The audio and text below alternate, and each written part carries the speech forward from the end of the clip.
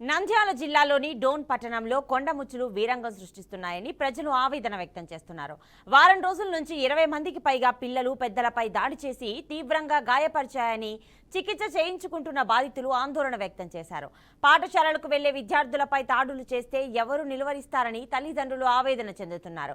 తమ ఆవేదనకు అటవీ శాఖ అధికారులు వెళ్లబోస్తున్నా నిమ్మకు నీరెత్తినట్లు వ్యవహరిస్తున్నారని ఆరోపించారు.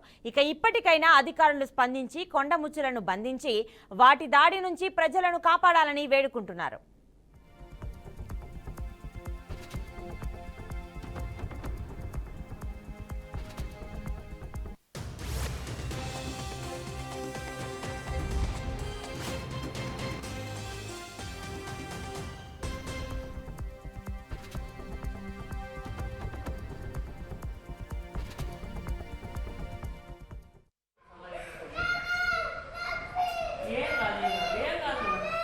అది టీచర్ వేసి ఉంటాడు మంట ఉంటారు మాది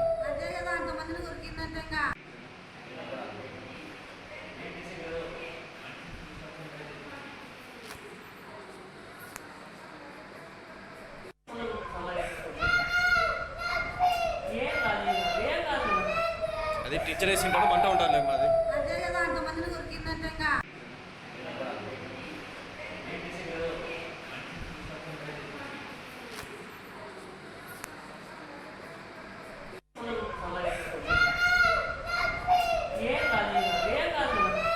అది టీచర్ వేసి ఉంటాడు మంట ఉంటారు మాది